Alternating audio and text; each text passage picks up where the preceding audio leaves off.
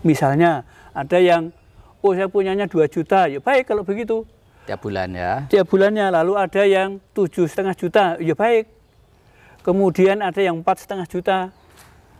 Nah memang kalau perhitungan kami, jadi dalam perhitungan itu untuk operasional semuanya, supaya kami juga bisa menggaji yang layak kepada para karyawan, itu memang idealnya itu per orang per bulan berapa? Itu 5.600.000.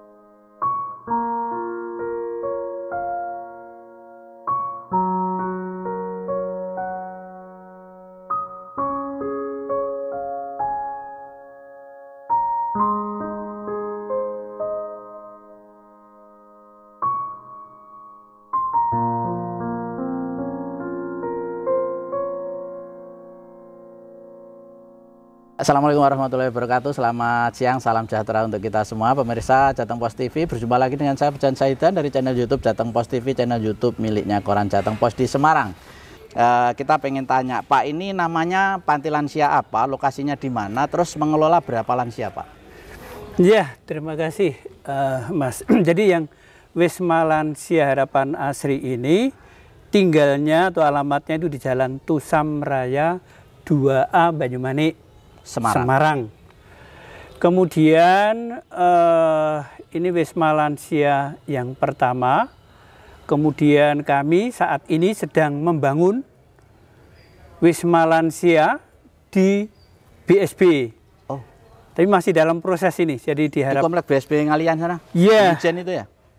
Kelurahannya Wonolopo. Oh, di Wonolopo. Jadi tapi di sana sekarang masih proses pemerataan. Mau pindah atau pengembangan? Pengembangan. Oh, pengembangan. Jadi karena melihat bahwa di sini sudah full, penuh, maka harus keluar dari ekspansi ya. Ekspansi.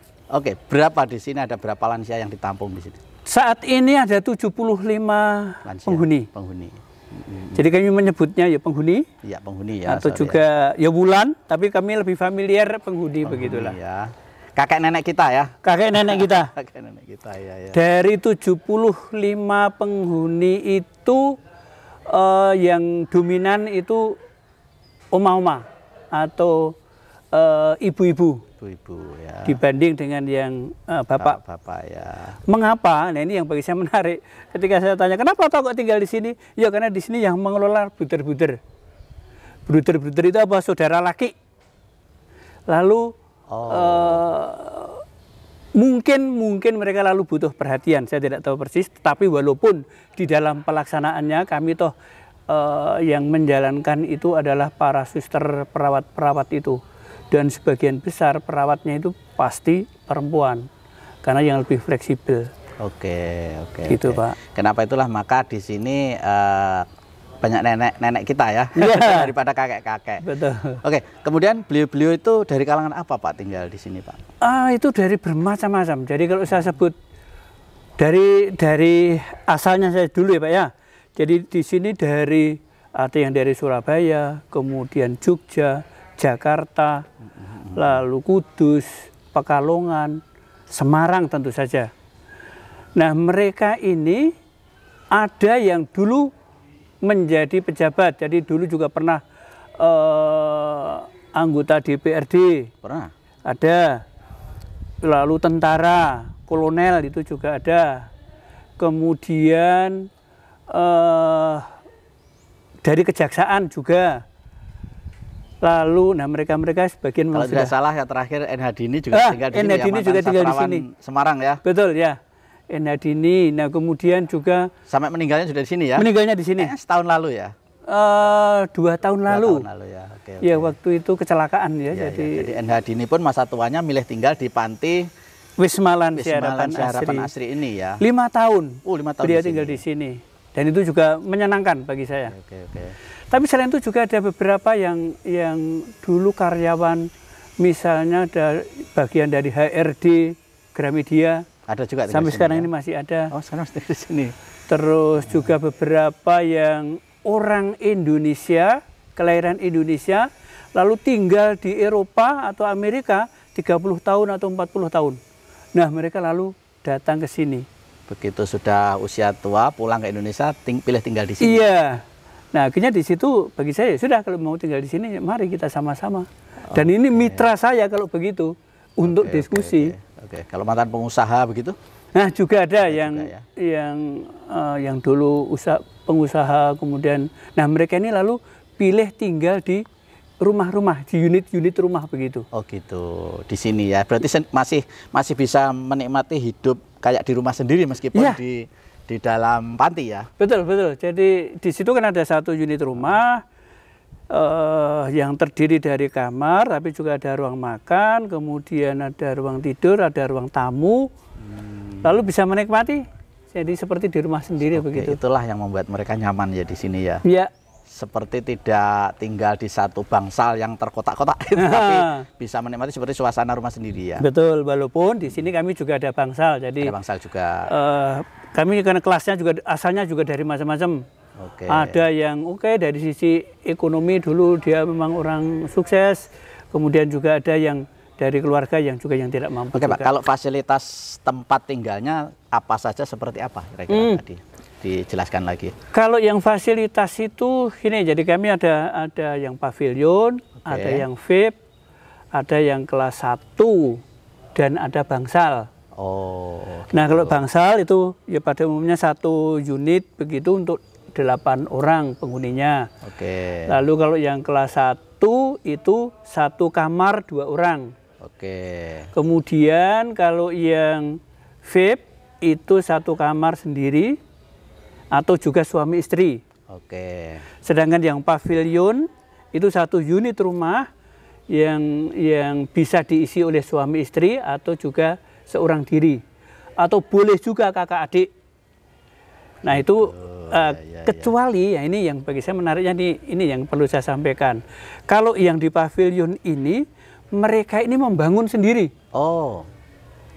Jadi kami dari Wisma Lansia Harapan Asri ini menyediakan satu lokasi tanah ukuran kurang lebih 65 meter persegi. Nah, silahkan membangun di situ. Kayak membangun rumah sendiri. Membangun rumah sendiri. Nah, kemudian boleh nanti kami menyodorkan gambarnya. Tapi bagi nanti yang mau menempati, saya mau merubah, yang ini saya jadikan satu kamar saja biar luas, monggo. Monggo ya. Itu kami persilahkan. Memang tanah kaplingnya ada Pak di dalam sini? Selama ini kami sekarang sih sudah penuh. Sudah penuh ya, awalnya ya. Awalnya kami tawarkan begitu. Sehingga dengan demikian lalu silahkan menempati sampai nanti dipanggil Tuhan. Oh gitu. Ya, nah kemudian setelah itu apa? Kemudian setelah mereka membangun sendiri dan pada umumnya lalu apa? Ya sudah mereka menghibahkan rumah itu ke Wisma Lansia Wisma Lansia Harapan Asri. Oh jadi gitu. Jadi yang pavilion itu boleh membangun sendiri, membiayai sendiri, hanya disiapkan, dipakai sendiri. Kalau nanti sudah meninggal dihibahkan ke Wisma. Oh gitu sarannya ya. Walaupun juga yang di pavilion itu lalu apa? Ya mereka lalu ada iuran untuk kehidupan sehari-hari, sehingga mereka juga kami juga menyediakan untuk seluruhnya, yaitu dari sisi keperawatan misalnya, itu kami kan 24 jam. Untuk kesehatan ya, cek kesehatannya ya, memantau kesehatan ya. Untuk menjaga mereka ini. Betul. Jadi ada perawat-perawat kami yang menjaga itu, lalu juga di ruangan itu fasilitas ada AC, kemudian air panas untuk mandi, lalu juga makan sehari 3 kali, snack 2 kali, lalu ada psikolognya juga, kemudian ada dokter umum. Dokter umum ini seminggu sekali kontrol, tapi harian tuh on call. Jadi siap lah ya, siap tiap hari dokternya ya. Iya, nah kemudian kalau nanti ada rekomendasi dari dokter, ini perlu dibawa ke rumah sakit. Baik kalau begitu lalu kami kontak kepada keluarga, kemudian lalu dibawa ke rumah sakit. Lengkap ya. Nah soal itu ya, iya Mas. Kalau kegiatannya apa Pak untuk kakek nenek kita ini? Untuk kegiatannya macam-macam. Jadi ini yang pertama itu ada senam. Kemudian setelah senam kemudian ada rekreasi, itu ada yang main kartu. Kemudian juga ada yang fisioterapi. Lalu doa setiap hari. Doa yang nanti dipimpin juga oleh beberapa yang bisa memimpin tentu saja. Kemudian karaoke. Itu hiburan ya. Untuk hiburan. Nah, kemudian juga ada sebulan sekali itu ulang tahun para penghuni. Gitu. Jadi yang misalnya bulan Februari, siapa saja nanti kumpulkan, lalu jadikan satu bersama-sama lalu di aula. Nah itu sehingga yang karaoke yang sudah dilatih itu lalu nanti bisa kita rayakan bersama. Bu Dr. Heri, yang banyak di pertanyaan orang umum ya, itu mereka pengen juga barangkali tinggal di sini masa tuanya, itu yang ditanyakan tuh biayanya, betul? Kalau biayanya fleksibel, jadi saya tidak artinya begini. Saya lalu mau, ada juga yang mengatakan, Bu Dr, saya tuh hanya punya rumah kecil. Tolong ini nanti rumah ini yang saya tempati ini Bu Dr jual. Lalu uangnya untuk hidup. Gitu bisa? Bisa juga. Dan ya ada, begitulah. Nah setelah itu apa kami jual, lalu sudah laku sekian, kami beritahu ini lakunya sekian. Kemudian setelah itu ya sudah nanti silakan hidup sampai dipanggil Tuhan. Gitu, bisa begitu. Ada yang begitu. Ada pola seperti itu. Iya. Kemudian kalau yang lain misalnya bulanannya gitu, ada yang bulanan gitu. Iya, ada juga yang bulanan. Nah kalau yang bulanan di sini juga variatif ya. Jadi saya sekali lagi memang ada patokan, tetapi toh saya kembalikan kepada realita yang kehidupan sehari-hari. Misalnya ada yang, saya punyanya 2 juta, ya baik kalau begitu. Tiap bulan ya? Tiap bulannya, lalu ada yang 7,5 juta, ya baik. Kemudian ada yang 4,5 juta. Nah memang kalau perhitungan kami, jadi dalam perhitungan itu untuk operasional semuanya, supaya kami juga bisa menggaji yang layak kepada para karyawan, itu memang idealnya itu per orang per bulan berapa? Itu 5.600.000. Itu idealnya ya? Idealnya. Supaya bisa untuk operasional, menggaji tenaga dan segala macam ya? Per orang per bulan 5.600.000 itu ya? Itu nanti akan enak semua. Dengan fasilitas mungkin ya menengah atas ya, atau terserah ya pilihannya ya? Biasanya kalau udah 5,6 itu tadi, itu sudah bisa. Untuk makanan tuh mereka juga, kami juga selalu menawarkan. Artinya apa?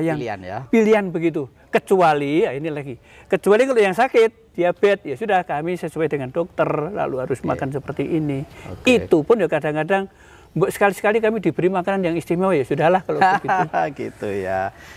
Prinsipnya melayani ya. Itu semampunya ya. Tapi kurang lebih informasinya pemirsa banyak yang bertanya di YouTube-nya Wisma Lansia Asri itu tentang biaya, Pak. Kurang lebih ancer-ancernya ya. Ini 5,6 juta ya. Betul. Idealnya kalau kepengen di sini bisa mendapat pelayanan yang bagus dan pengelolanya juga bisa layak, hidup layak ya. Betul. Ada biaya dan segala macam.